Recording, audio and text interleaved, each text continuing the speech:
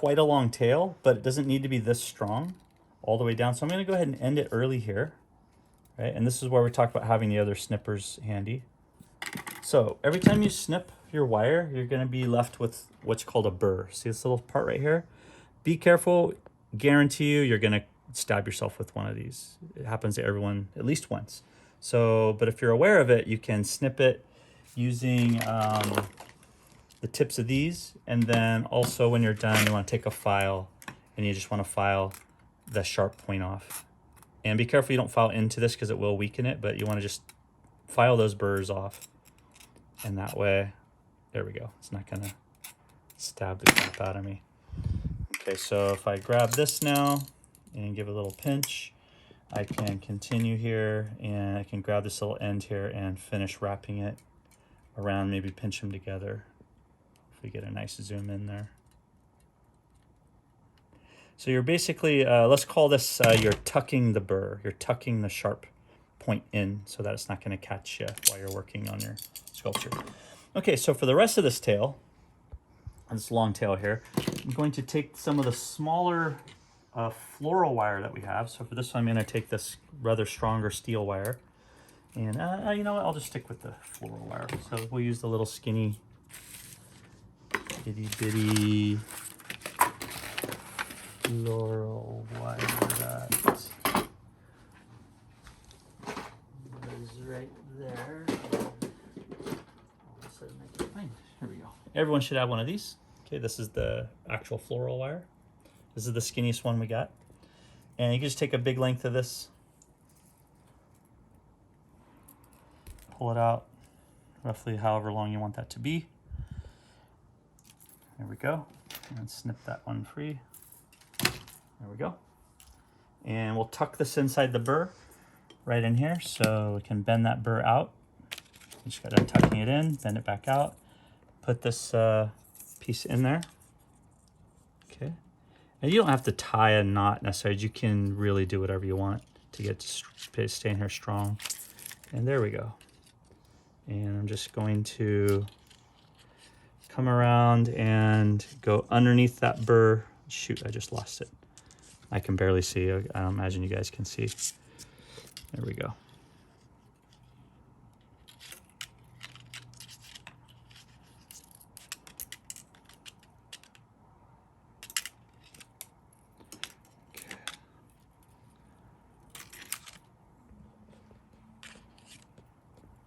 So I'm just going to lash this around. And now I have a little bit more room. When this is really long, it's hard to do what I'm doing. So now that's a little shorter. I can just, this is lashing. Now, if you do any stop motion puppets, lashing becomes really important. You want to lash around. It makes things way stronger. And it gives the clay or whatever material you're working with, it gives a little tooth. It gives us something to bite onto, right? So just kind of planning ahead for how this stuff's used. There we go. And I'm definitely not going to use this whole tail, so let me just go ahead and end it right there. Okay, there we go. And now I can go faster for the lashing process. Yes. See, okay? Now it's up to you what you're making. If I wanted to get really crazy with this, like an iguana tail, if I wanted to, I could keep this long skinny part at the end, but that'd be a little silly for this demo. So I'm gonna just end it there by doing a few extra loops around the end, and voila. And it's up to you how much you don't mind getting poked and bleeding. It's up to you if you want to file the tip of these. I usually just, remember, file away from yourself on the edge. And you can kind of feel with your fingers at the end here where it's catching.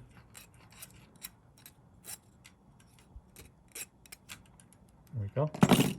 And then back over here where the burr's sticking out, just kind of finish tucking that wire in there a little bit more and bend that burr, tuck the burr back.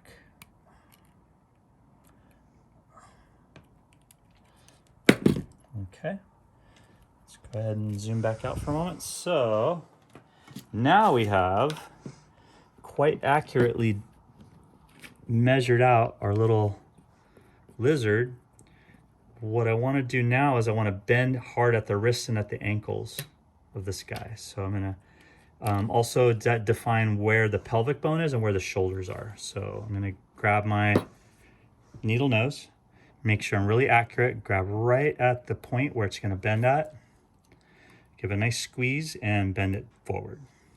Same thing over here. Even flip it this way. Now I'm designating this as the tummy, basically, as if I bring in the leg forward. Over here. Okay, and voila. There we go. And you want to double check it again, make sure you're not off too much. Kind of adjust to do any final adjustments. Same thing here. Grab the pelvis, bend that in, and then go over here. Grab the other pelvis. It's the hip socket, right? And bring that in. There we go. Okay, there's a little lizard. And then go to each of the wrists. So I'm going to go to this wrist here from the elbow. And this is where you can do your fine tuning. So if I want to maybe finish that twirl a little bit so that when I bend the wrist up, it sits flat on the ground, right? Like a gecko hand or something. Geckos have really awesome claws. So you got to do a gecko here. And sometimes twisting it backwards is going to loosen a lot. So sometimes it's easier just to go ahead and finish an extra twist on there. And then take that and then bend up the wrist there. There we go. Okay, same thing for the back hindquarters. So go here and then get a really hard bend at the ankle. So for that one, I'm going to kind of twist outwards, I guess. I haven't done a flying lizard before, so it's one of the reasons I chose it. I'm doing something new every time. There we go. So I'm kind of bending it outwards. You can see how the feet kind of go outward more than at a sharp angle. And this one looks like it needs to get bent some more.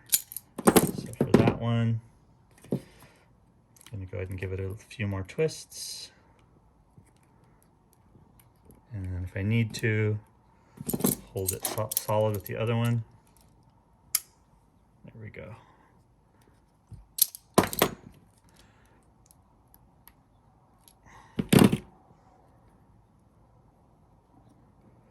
Okay. Up here, I now have my pet lizard.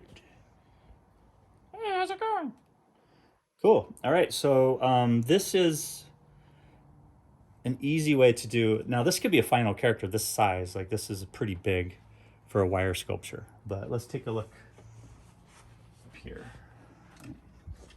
So now we can really do some fun posing and give it some character. Have him sitting down and maybe eating a sandwich and reading his iPhone. Yeah, zoom in. Yeah, there you go.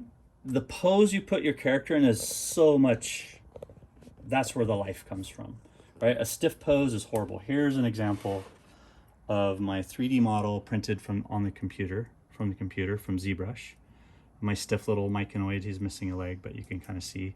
It's a cool character, I like the design, but